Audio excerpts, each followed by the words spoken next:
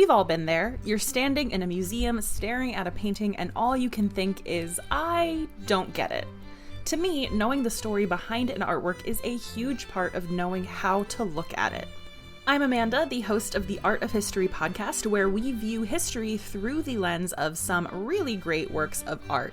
Each episode, we dive deep into the bigger picture behind some familiar and maybe not so familiar pieces. Check out Art of History now wherever you get your podcasts.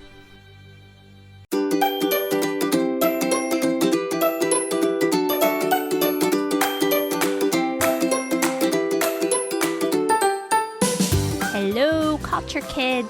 Thank you so much for tuning in to another episode. I'm your host, Kristen, along with my 5-year-old son, Asher. Today, I am so excited because we have a very special guest named Connor that will be joining us, who is also a dear friend of Asher's, and he lives all the way in New Jersey. Connor, would you like to say hi to our listeners? Hello, everyone! Connor is 6 years old and he is in first grade. We invited Connor to join our episode today because Connor is a big fan of our Culture Kids community. And today, we're going to learn about a very special holiday that happens from December 26th through January 1st, which is just around the corner. It's not Christmas because Christmas is from December 24th to 25th. It's a week-long holiday full of festivities honoring African American culture and heritage. Family and friends come together to give thanks, eat, and exchange gifts. Connor, would you like to introduce what holiday this is? Kwanzaa! Yay! Kwanzaa was created in the 1960s, but it is inspired by African cultural practices.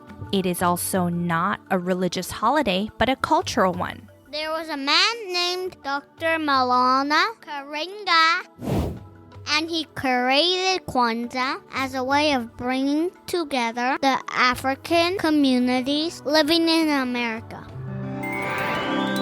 Also wanted the community to rediscover and honor their African roots. Dr. Maulana Karenga, who is an activist and also a professor, created Kwanzaa to help the community come together and also encourage the Black community in America to take pride in their culture and heritage. Kwanzaa means first fruits in Swahili. You got it! This is a language spoken in many countries in Africa. Swahili is spoken in more than 14 countries. Ready? Let's go! Tanzania, Kenya, Uganda, Rwanda, Burundi, the Democratic Republic of the Congo, South Sudan, Somalia, Mozambique, Malawi, Zambia, Comoros, and as far as Oman and Yemen in the Middle East.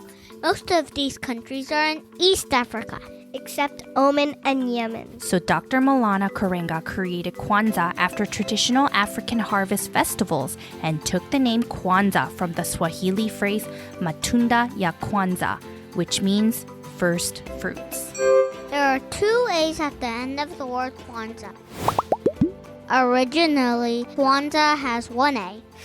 But the extra A was added because the word Kwanzaa originally has 6 letters. But at the first Kwanzaa celebration ever in 1966, there were 7 children there. And they wanted each child to represent a letter. So they added the extra A to make it 7 letters. That's cool. Even though Kwanzaa is an African-American holiday, it is also celebrated outside the United States, like the Caribbean islands and other countries where there were descendants of Africans.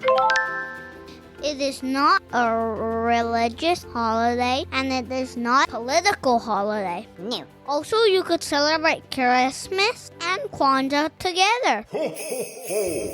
According to Dr. Karenga, anybody can also celebrate and honor Kwanzaa. Kwanzaa begins on December 26th and runs until January 1st. So there are 7 days. Each of the 7 days represents a different principle or idea. The principles are Unity, self-determination, responsibility, cooperative economics, and purpose, creativity, and faith. On each night of Kwanzaa, the family comes together to light a candle and discuss the principle of that day. Now it's time to introduce the word of the week, which is Kinara.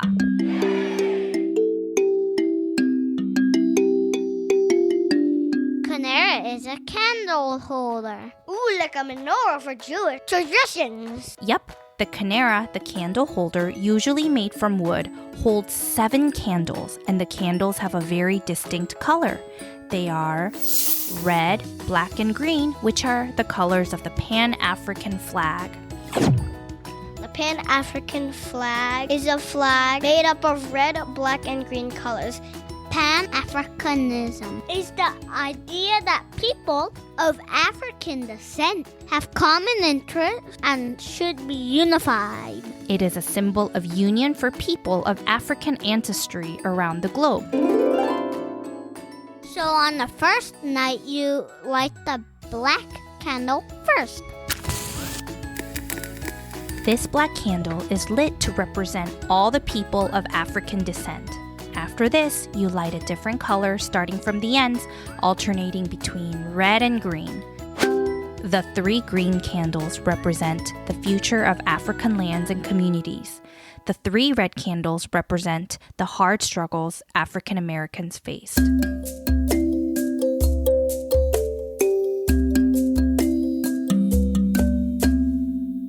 Let's learn a little about what families do on each night to celebrate the principle for that day. The 7 principles are used for families to do activities together. For example, the first principle, which is unity, can be a day when families sing songs that bring together the community. And for self-determination, families can read books or learn about leaders and self-determined people that achieve their goals. Another example we want to share is an important one and my personal favorite. For the 4th day and the 4th principle, which is cooperative economics, families can learn about all the small businesses in their local area that are owned by African Americans and find a way to support their businesses. Families love to decorate their homes for Kwanzaa too. There are several symbols of the African heritage that families use to decorate. Families place a traditional woven mat called a makeka on tables to represent the traditions. Other meaningful items are arranged on the mat, such as a basket filled with fruits and vegetables. This represents the harvest. Ears of corns are also placed on the mat, which represents the children. And a unity cup is also placed on the mat. And most importantly, the candle holder goes in the middle. So when the families light the candle each night, first a grown-up pours a little water from the unity cup. This is to remember the family's ancestors. Then the cup is passed to each family member who sips it with everyone chants Ha Rembe 7 times. Then the family will light the Kinara. Even though Kwanzaa is celebrated for 7 days, the big celebration is on December 31st. Hooray! That's when families and friends gather together. They sometimes play music, dance, and sing too. The last day of Kwanzaa is much quieter. On January 1st, New Year's Day, families spend the day focusing on how they want to succeed in the coming year. Gifts are also exchanged on the last day of Kwanzaa. But a lot of family members like to give homemade gifts. or they give gifts like books, art accessories, or culturally themed products from Black-owned businesses. This is kind of like how we celebrate the Korean New Year. Exactly. We also celebrate New Year with our families, eat good food, and sometimes exchange gifts. Awesome! There are so many different cultural traditions in the world, but you'll always find that we are more similar than different. Now, these are beautiful traditions, but it is more common nowadays for families to participate in a way that fits their family schedules. Oh, yeah. Kwanzaa starts right after Christmas, so you can imagine it's a lot of celebrations to prepare in a short period of time. Oh, no.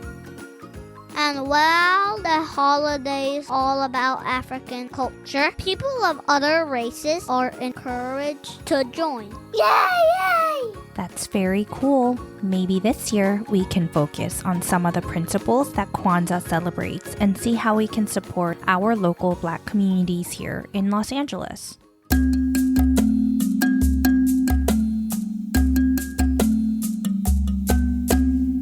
Well, that is all we have for today. But we never end our episode without some fun jokes.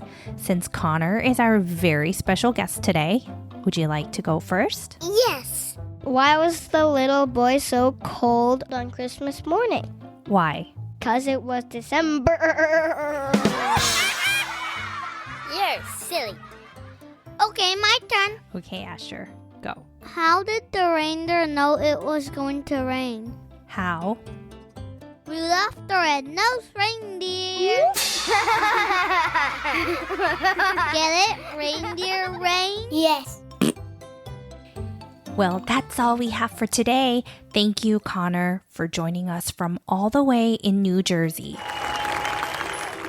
If you loved listening to Culture Kids podcast today, don't forget to subscribe to our channel and leave us a review to let us know what you want to learn about next. We always want to hear from you. And for our grown-ups, follow our Culture Kids podcast Instagram page for some cool photos of everything we learned about today. Until next week. Bye-bye. Goodbye.